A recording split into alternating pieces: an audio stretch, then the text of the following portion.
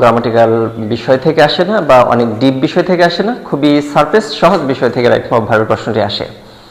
তাহলে right form of ভার্বের এই প্রশ্নগুলো যদি আমরা মানে একটু দেখে আসার চেষ্টা করি, তাহলে কি ধরনের কি মানের প্রশ্ন থেকে আসে তা যদি আমরা একটু দেখি। যেমন would you you would rather, এখানে হেল্প, এই হেল্প ভার্বটার ফর্মটা কি হবে সেটা আমাদের নির্ধারণ করতে হবে। I had a camera, if I had a camera, এখানে কিন্তু আমরা দেখতে পাচ্ছি যে ইফের ব্যবহার থেকে প্রশ্নটি এসেছে। দ্য স্টুডেন্টস, তারপরে হচ্ছে ওয়াটার অ্যান্ড ওয়েডেড দ্য গার্ডেন, এইখানে ভার্বের ফর্মটা কি হবে? এইখানে কিন্তু হোয়ার ইউ গো ইয়েস্টারডে, এখানে ইয়েস্টারডে আছে, তাহলে এখানে কি হবে? এই বিষয়গুলো থেকে কিন্তু প্রশ্ন আসবে। তাহলে এইগুলো কিন্তু একটি নোট, এই নোটটা আমি এখানে রেখেছি, আপনাদের পাশে দিয়ে দেব। এখন আমরা যদি রাইট ফর্ম অফ ভার্বের বিষয়টি দেখার চেষ্টা করি, তাহলে এটা আমরা কিভাবে প্রস্তুতি নিব। তাহলে রাইট ফর্ম অফ ভার্বের আমরা মোট 4টি ছোট ছোট ক্লাস করব 10 মিনিটের, এবং এই ক্লাসগুলোর মধ্যে এই প্রথম ক্লাসটি যদি আমরা বলি রাইট ফর্ম অফ ভার্বের, তাহলে রাইট ফর্ম অফ ভার্বের নিয়মগুলিকে মোট 4টি ভাগে ভাগ করে আমরা যদি আলোচনা করি। প্রথম রাইট ফর্ম অফ ভার্বের যে বেসিক বিষয় রয়েছে সেই বেসিক বিষয়ে আলোচনা করব আজকের ক্লাসটিতে। তার পরবর্তী দ্বিতীয় ক্লাসে সহজ কিছু রুল রয়েছে, যেগুলো এই রুলসগুলো নিয়ে আলোচনা করব, যে রুলসগুলো থেকে প্রত্যেক বছর নিয়মিত প্রশ্ন আসতেছে। এরপরে স্ট্রাকচারাল সেন্টেন্সগুলো কিছু রয়েছে, এই সেন্টেন্সগুলো নিয়ে আলোচনা করব, স্ট্রাকচারাল বিষয়। যেমন আমরা এখানে দেখতে পেরেছি ইফ এর ব্যবহার এসেছিল, এই ইফ কিন্তু স্ট্রাকচারাল বিষয়। এরকম স্ট্রাকচারাল বিষয়গুলো নিয়ে আমরা তৃতীয় ক্লাসে আলোচনা করব, এবং চতুর্থ ক্লাসে ব্যতিক্রম কিছু বিষয় রয়েছে সেগুলো আলোচনা করব। তাহলে আজকে আপনাদের সবাইকে স্বাগত জানাচ্ছি রাইট ফর্ম অফ ভার্বের বেসিক ক্লাসটিতে। তাহলে যে জায়গায় আমরা ভার্বের গ্যাপটি দেখতে পাবো, এই ভার্বের প্রথম কাজটি তাহলে আমাদের কি? তাহলে বাক্যে যে কোনো ভার্বের ফর্ম নির্ধারিত হয় বাক্যে ভার্বের অবস্থান অনুযায়ী। ভার্বের অবস্থানটা বাক্যের কোন অংশে অবস্থিত সেটা অনুযায়ী। তাহলে আমরা যদি এই বিষয়টি আরেকটু দেখি, যে বাক্যে কিন্তু আমরা সাধারণত দেখি সাবজেক্ট, ভার্ব, অবজেক্ট এবং এক্সটেনশন। তাহলে বাক্যের ভার্বের অবস্থানটা কোথায়? সাবজেক্টের পরে এই অবস্থানে, নাকি সাবজেক্টের পরে না হয়ে এক্সটেনশনের অবস্থানে, কোন অবস্থানে অবস্থান করছে সেটা দেখা হচ্ছে অত্যন্ত গুরুত্বপূর্ণ বিষয় এবং প্রথম বিষয়।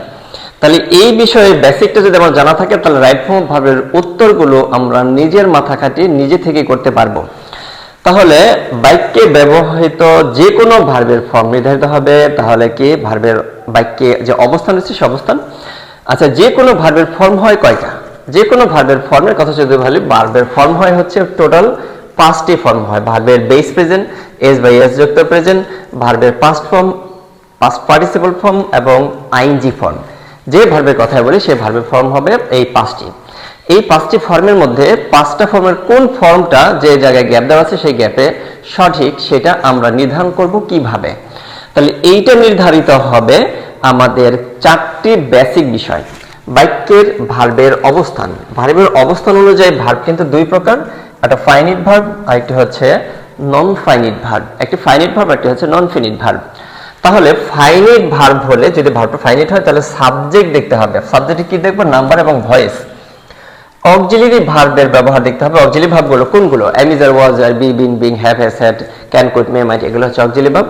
বাক্যের টেন্স নির্ধারণ করতে হবে। এই 4টি বিষয় আমরা বেসিক বিষয়গুলো বোঝার চেষ্টা করব। তাহলে বাক্যে ভার্বের অবস্থান অনুযায়ী ভার্ব কিন্তু 2 প্রকার আমরা দেখে এসেছি, ফাইনিট ভার্ব এবং নন ফাইনিট ভার্ব। তাহলে আমরা যদি দেখি what is a finite verb, যে ভার্ব বাক্যের অর্থ সম্পন্ন করতে পারে সেই ভার্বটি বাক্যের ফাইনিট ভার্ব। অর্থ সম্পন্ন করতে পারে আবার কিরকম? যেমন এখানে একটা বাক্য কিন্তু দিয়েছি আমি, he gave me a book to read it. তাহলে এইখানে কিন্তু আমরা 2টি ভার্ব দেখতে পাচ্ছি, একটা হচ্ছে গেভ আর একটা হচ্ছে রিড। তাহলে এই 2টি ভার্বের অবস্থান যদি আমরা দেখি এবং একই সাথে যদি অর্থ দেখার চেষ্টা করি, তাহলে কি দেখব? আমরা যদি দেখি হি গেভ মি এ বুক, এই পর্যন্ত যদি আমি বাক্যটিকে টার্মিনেট করি, তাহলে দেখি অর্থ হয় কিনা। সে আমাকে একটি বই দিয়েছিল, তাহলে অর্থটা হয়, আমরা দেখতে পাচ্ছি যে অর্থটা হবে।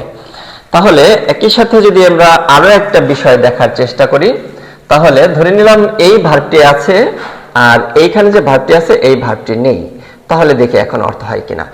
হি মি এ বুক, সে আমাকে একটি বই, টু রিড ইট, ইহা পড়তে, সে আমাকে একটি বই ইহা পড়তে, তাহলে অর্থ হয় কিনা? অর্থ হয় না।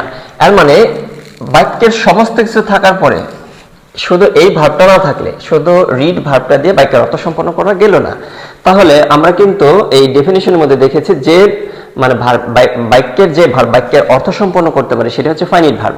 তাহলে কোন ভার্বটা বাক্যের অর্থ সম্পন্ন করতে পারে, গেইভ ভার্বে নাকি হচ্ছে রিড ভার্বে? এটা আশা করি আপনারা তোমরা বুঝে ফেলেছো। তাহলে কোন ভার্বটা বাক্যের অর্থ সম্পন্ন করতে পারে? গেইভ ভার্বের অর্থ সম্পন্ন করতে পারে। এই ভার্বের অংশটা যদি নাও থাকে তাও কিন্তু বাক্য সম্পন্ন হবে। সুতরাং এই বাক্যের ফাইনিট ভার্ব হচ্ছে গেইভ। তাহলে চিনবো কিভাবে? চেনার উপায়টা যদি দেখি, আচ্ছা, যে ভার্ব বাক্যে সাবজেক্টের সাথে একটা এবং পরে বসে, তাহলে যে ভার্ব বাক্যে সাবজেক্টের সাথে এবং ঠিক পরেই বসে সেই ভার্বটা হচ্ছে ফাইনিট ভার্ব। তাহলে আমরা এইখানে যে ভার্বটা আমরা দেখেছি এই ভার্বটাকে যদি আমরা দেখি তাহলে এই ভার্বটা কোথায় অবস্থিত? এই ভার্বটা কোথায় অবস্থিত? তাহলে যে ভার্ব বাক্যে সাবজেক্টের সাথেও পরে বসে সেটাই কিন্তু ফাইনিট ভার্ব। তাহলে এইখানে যদি দেখি এই ভার্বটা কিন্তু সাবজেক্টের ঠিক সাথে এবং পরেই রয়েছে। এই ভার্বটা কোথায়? সাবজেক্টের পরে আছে বাট সাথে কিন্তু নেই। তাহলে কোন ভার্বটা ফাইনিট ভার্ব? অবশ্যই গেইভ ভার্বটা ফাইনিট ভার্ব। তাহলে এটা কি ভার্ব হবে? এটা অবশ্যই নন ফিনিট ভার্ব হবে। তাহলে এইখানে আমি ব্যাখ্যাটা লিখে দিয়েছি, এটা নোটের মধ্যে থেকে দেওয়া আছে, মানে এই ক্লাসটির সাথে একটি নোট থাকবে, সেই নোটের মধ্যে দেওয়া আছে। এটা ক্লাসটির পরেই থাকবে নোটটি। নোট, এখন ফাইনিট ভার্বের সকল নিয়ম, টেন্স, নাম্বার, ভয়েস, অক্সিলারি ভার্বের ব্যবহার এবং স্ট্রাকচার সমস্ত কিছু প্রয়োগ করে দিতে হবে। মানে এদের যে কোনটা প্রয়োগ হবে কোন ভাবে? ফাইনিট ভার্বে। তাহলে সকল প্রকার নিয়মের প্রয়োগ হবে ফাইনিট ভার্বে। তাহলে ফাইনিট ভার্ব কোনটা? যেই ভার্বটা সাবজেক্টের সাথে এবং ঠিক পরে থাকে সেটা হচ্ছে ফাইনিট ভার্ব। তাহলে আমি যদি এখানে আরেকটি एग्जांपल লিখি, বাই রিডিং বুক। আচ্ছা, তাহলে এই ভার্বটা কি ফাইনিট ভার্ব কিনা কি বলবেন? তাহলে এই ভার্বটির সাথে এবং পূর্বে সাবজেক্ট কি আছে? Non finite verb. যে ভার্ব বাক্যের অর্থ সম্পন্ন করতে পারে না সেই ভার্বটি নন ফাইনিট ভার্ব। তাহলে বাই রিডিং মোর, অনেক পড়ার দ্বারা, অনেক বই পড়ে। অনেক বই পড়ে কি সেটা কি অর্থ এখনো সম্পন্ন করা গেল না। অনেক বই পড়ে, হি হ্যাজ পাসড। তাহলে সে কি করেছে? পাস করেছে। অনেক বই পড়ে সে পাস করেছে। তাহলে সে পাস করেছে অনেক বই পড়ে। তাহলে এই ক্ষেত্রে এইখানে যে ভার্বটা আছে এই ভার্বটা কিন্তু ফাইনিট ভার্ব। কেন? এই ভার্বের সাথে একটা কি রয়েছে? সাবজেক্ট রয়েছে।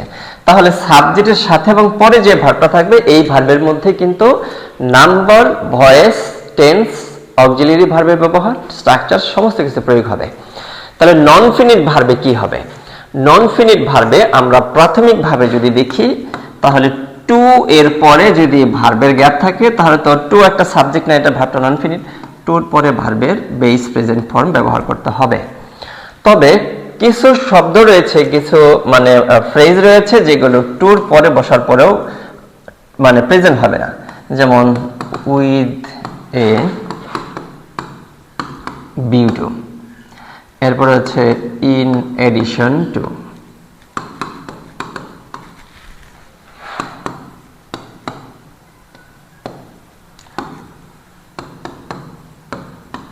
Look forward two.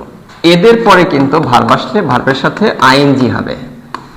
এগুলো কিন্তু ব্যতিক্রম, এর যেগুলো ব্যতিক্রম রয়েছে সবগুলো লিস্ট দিয়ে দেওয়া হবে মানে নোটের মধ্যে। তাহলে বেসিক যে বিষয়টা আমরা দেখলাম সেটা হচ্ছে টু থাকলে প্রেজেন্ট হবে। আর যদি এরকম একটা ভার্ব দেখলাম যে অন্য একটা প্রিপজিশনের পরে আসছে, কোন একটা প্রিপজিশনের পরে ভার্ব আসছে, সেটা টু প্রিপজিশন অন্য একটা প্রিপজিশন, তাহলে আইএনজি হবে। আবার একই সাথে মূল ভার্বের সাথে যদি আরো একটা ভার্ব আসে তাহলে এই ভার্বটা কি ভার্ব হবে? নন ফিনিট ভার্ব হবে। তাহলে মানে মূল ভার্বের পরে যে ভার্বটা আসবে সেই ভার্বের সাথে আইএনজি হবে। তাহলে নন ফিনিট ভার্বের জন্য মোটামুটি আমরা এই তিনটি নিয়ম অনুসরণ করতে পারি। তবে নন ফিনিট ভার্ব হচ্ছে তিন প্রকার: ইনফিনিটিভ, জিরান্ড, পার্টিসিপল। ইনফিনিটিভ কোনটা? To plus verb. জিরান্ড কোনটা? ভার্বের সাথে আইএনজি। পার্টিসিপল, পাস্ট পার্টিসিপল কোনটা? ভার্বের থ্রি ফর্ম। তাহলে এই গভীর বিষয়গুলো খুব বেশি একটা প্রয়োজন হয় না আমাদের, তবে পরবর্তী ক্লাসে যদি প্রয়োজন হয় আলোচনা করে দেব। তাহলে আমরা আজকের যে ক্লাসটি বেসিক বিষয় ক্লাস, সেই ক্ষেত্রে দেখলাম হচ্ছে ভার্বের ফর্ম হয় পাঁচটি। এই পাঁচটি ফর্ম নির্ভর করবে হচ্ছে বাক্যের অবস্থানের উপর। অবস্থানগতভাবে ভার্ব হচ্ছে দুই প্রকার: ফাইনিট ভার্ব এবং নন ফিনিট ভার্ব। এবং ভার্ব ফাইনিট হলে কি হবে? সাবজেক্টের নাম্বার দেখতে হবে, সাবজেক্টের সিঙ্গুলার না প্লুরাল। এবং এইটা কিন্তু আলোচনা করা হয়েছে সাবজেক্ট ভার্ব এগ্রিমেন্টের ক্লাসের মধ্যে বিস্তারিত আলোচনা করা হয়েছে, সাবজেক্ট কোনটা সিঙ্গুলার কোনটা plural.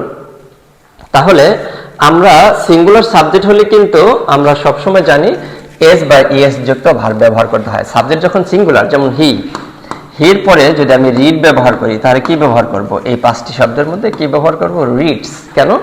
Third person singular number subject হলে ভার্বের সাথে এস বা ইএস হয়। এখন বেসিক ক্লাসের গুরুত্বপূর্ণ আরেকটি বিষয়, তা হচ্ছে অক্সিলিয়ারি ভার্বের ব্যবহার। অক্সিলিয়ারি ভার্ব কোনগুলো? যেমন এখানে যদি আমরা বলে থাকি ডু ভার্ব, ডু ভার্ব কোনগুলো? আবার ডু ভার্ব হচ্ছে ডু, ডাস, ডিড, এই তিনটা হচ্ছে ডু ভার্ব। যেমন ডু, ডাস এবং ডিড, এই তিনটা ডু ভার্ব। ডু ভার্বের পরে ভার্বের সবসময় বেস প্রেজেন্ট হবে। এরপরে হচ্ছে মোডাল ভার্ব। মোডাল ভার্ব কোনগুলো? মোডাল ভার্ব হচ্ছে can, could, may, might, shall, should, will, would, must, ought to, এগুলো হচ্ছে মোডাল ভার্ব। মোডাল ভার্বের পর ভার্বের সবসময় বেস প্রেজেন্ট হবে। এরপরে যদি বলি, যদি কোনো হ্যাভ ভার্ব থাকে বাক্যে, হ্যাভ, হ্যাজ, হ্যাড, তাহলে ভার্বের পাস্ট পার্টিসিপল ফর্ম ব্যবহার করতে হবে। এখন এরপরে যদি আমরা বি ভার্বের কথা বলি, বি ভার্ব কোনগুলো? Am is are, was were, B, been, being, এগুলো হচ্ছে বি ভার্ব। বি ভার্বের পরে ভার্বের দুইটি ফর্ম হয়, আইএনজি ফর্ম আর এটা হচ্ছে ভার্বের থ্রি ফর্ম। আইএনজি ফর্ম হবে কখন? সাবজেক্ট যখন নিজে অ্যাক্টিভ এবং ভার্বের কাজটা করতে পারছে তখন হবে ভার্বের আইএনজি ফর্ম। সাবজেক্ট যখন ভার্বের কাজটা করতে পারবে না তখন হবে হচ্ছে ভার্বের থ্রি ফর্ম। এর মানে সাবজেক্ট প্যাসিভ থাকলে বি ভার্বের পর ভার্বের থ্রি ফর্ম হবে। এটার একটা एग्जांपल যদি দিই, বুকস আর, এইখানে ব্র্যাকেটে দিলাম হচ্ছে বাই। এই বাই ভার্বটাকে আমাদের কারেক্ট করতে হবে। বাই হচ্ছে আমরা জানি be verb, am is are, was were, be verb. Be ভার্বের পর আইএনজি হবে না থ্রি হবে? এটা ভেরি করবে কিসের উপরে? তাহলে দেখব এই যে মানে বাই, ক্রয় করা, এই ক্রয় করার কাজটা এই সাবজেক্ট করতে পারে কিনা, বইয়ে কিনতে পারে কিনা, কিনতে পারে না, তাহলে দেব হচ্ছে ভার্বের থ্রি ফর্ম। আর মানে সাবজেক্টটা কি প্যাসিভ ছিল। এখন যদি দেই স্টুডেন্টস, আর এইখানে দিলাম হচ্ছে বাই। এখন কি করব?